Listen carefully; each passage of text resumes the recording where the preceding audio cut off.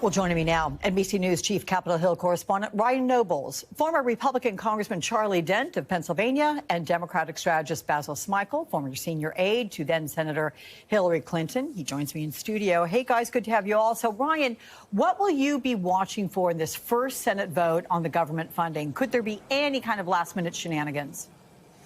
Well, listen, we are in Congress, and anything is possible in Congress, especially this version of Congress. So I wouldn't completely rule out the possibility that there aren't the votes necessary to move to the next stage of this process, which would mean to eliminate the need for a 60-vote threshold to pass this bill. But I do think it's unlikely. I don't think Chuck Schumer puts himself out there unless he knows he has the votes to allow what's called cloture to then prevent the need for a 60-vote margin to ultimately pass this piece of legislation. But it's worth pointing out, we don't know where those votes are coming from. There isn't yet, outside of John Fetterman and Chuck Schumer, that group of 7 to 8 Democrats who have definitively said they're willing to vote yes at that stage to allow there to be an up or down simple majority vote threshold. So that is something that we're still waiting to see. And more Democrats are coming out saying that they're a no on both stages of this process, the vote to get it to the final vote and then the vote itself. So this is still a live ball here, Alex. Ultimately, I think that everyone is going to come to basically the same conclusion here, that this is a fight that Democrats are not willing to have at this stage of the game, and that a government shutdown will be avoided. Yeah, save it for another day, potentially. And to your point, Schumer says he has the votes, but we don't know who that is. You let us know when we find out. Meantime, to you, Basil, let's take a listen to Senator Schumer. He was last night on All In here on MSNBC, and he was defending the objections to the Republicans and are putting forth, and this is what he said about it and the why. These guys are sons of guns. They're going to do everything they can to hurt the government. Guess who it's up to get out of it? Donald Trump, Elon Musk, Doge. So it's a horrible, it's two bad alternatives. And I respect people who actually want, don't want it, vote for the CR. It's awful. But with the alternative being a government shutdown, that's even worse. And then there was this. Susan Rice, of course, former UN ambassador, an Obama administration official, says Schumer should grow a spine and quickly. Yeah, that's tough. Oh, that's tough. No, those tough comments, and AOC's comments are equally tough. Democrats are furious, and rightfully so, because if Democrats are talking about resistance 2.0 and Trump 2.0, this would fit under that kind of resistance. And I think what the concern is that at the heart of Senator Schumer's rationale is that there is some level of trust that the Trump administration is going to do at least what the bill says it should do. And Democrats are saying, how can you trust anything? But what about the other part where he says, look, it's going to give more power. In a government shutdown, the president has whatever power, extensive power, to do what he wants. He could extend a government shutdown. Democrats will say he'll do it anyway. I mean, look at what he's done within 100 days of him becoming president of the United States. Some of it thought that known that he would do, and some that's been unprecedented. So Democrats are saying, how are you going to trust him under any circumstances? And if so much of the argument thus far has been, look at the pain that the Trump administration and Elon Musk specifically, look at the pain that they've already caused the United States. How can you go ahead and continue to trust that they will follow through on their word? Because the politics of pain is what they engage in. So to me, this is actually in seeing the way that the House members have been unified, it's actually quite gratifying. Because you get to a place where you say, okay, that there is now a body in Congress that is unified in the ways that we saw them going up and down to support Hakeem Jeffries in the McCarthy speaker fight, right? That you have a unified Democratic Party, no more progressives and moderates, at least in this instance, that is saying, yes, this is our backbone, and we are going to hold the line. Listen, I think it's a fool's errand for Democrats to trust Donald Trump. But then again, having an anticipation and a calculated response, that's another thing entirely. That's what they need to do, everyone getting on the same page there.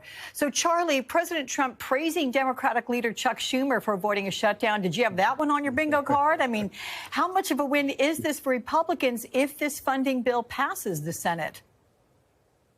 Well, I don't think it's as big as a win as many people think. They're just simply funding the government through the end of the year.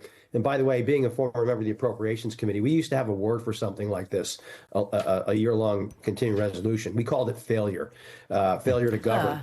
But I think Senator Schumer has actually come down the only way he could have come down.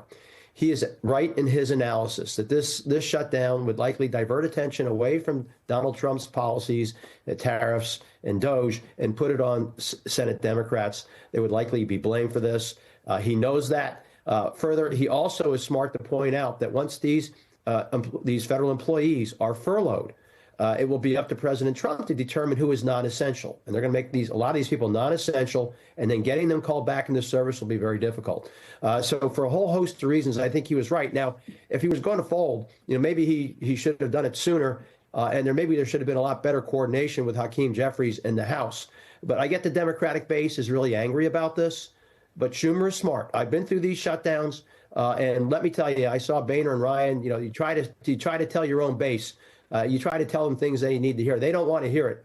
But Schumer's on the right track here, even though it's a really terrible choice. And Charlie, just quickly, could the president have maintained a shutdown indefinitely?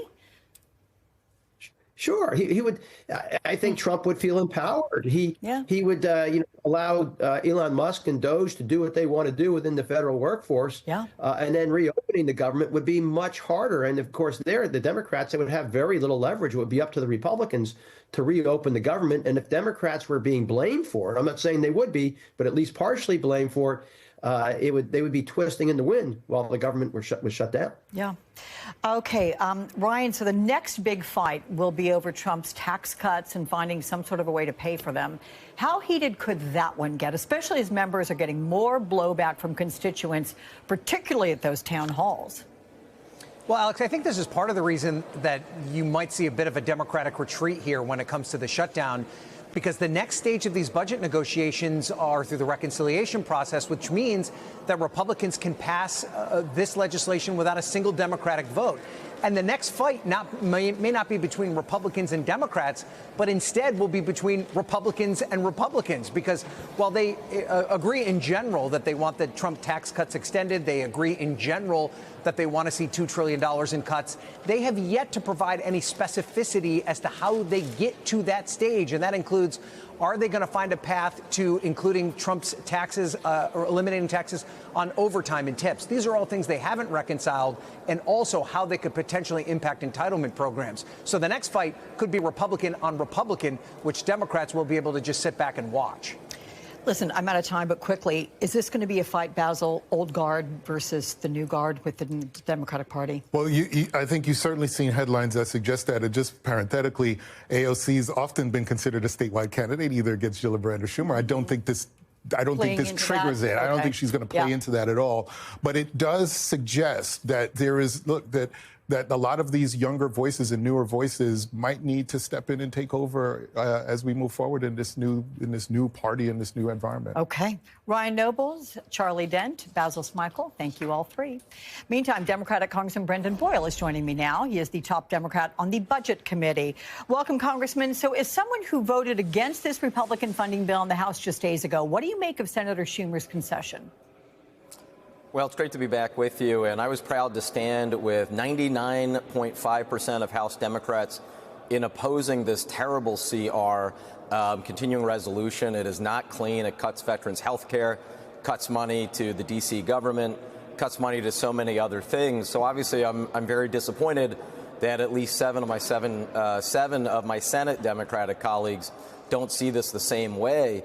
At the same time, I was listening to your last panel, and you mentioned the word reconciliation, which of course exists right in my committee. I'm geared up and ready for that next fight over these terrible GOP tax cuts, which are funded through the largest Medicaid cuts in American history. So that is the fight now that's ahead of us, and I'm going to focus on that.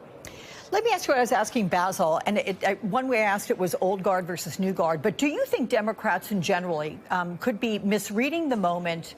As some critics have suggested, your colleague AOC says this vote is a slap in the face. Do you agree with her? Well, like I said, I mean, I strongly oppose this continuing resolution.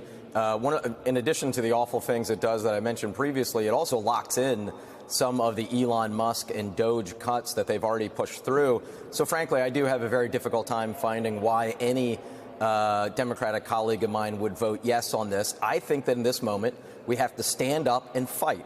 What Trump and Musk are doing is patently illegal and unconstitutional. I think we have to take every opportunity to fight back and fight hard and ultimately prevail. Let me get your reaction to those two judges, one in California, one in Maryland, saying that thousands of fired government workers should get their jobs back, at least temporarily, because the way they were fired isn't justifiable. Where does this legal fight go next? Well, it is quite striking that every court that has ruled on these various lawsuits, whether the judge was a Democratic appointee or a Republican appointee, every single one has ruled against this administration because what they are doing is clearly unconstitutional. In Article 1 of the Constitution, Congress has the power of the purse. That is as clear and black and white. A Supreme Court decision back in the 70s ruled unanimously to uphold the right of Congress to make these decisions and appropriations. So I'm not surprised. I'm happy and pleased, but I'm also not surprised that the courts have found, as I think most legal scholars agree, that what this administration is doing is unconstitutional. We'll see if it goes to the Supreme Court. Congressman Brendan Boyle, good to see you. Thank you so much.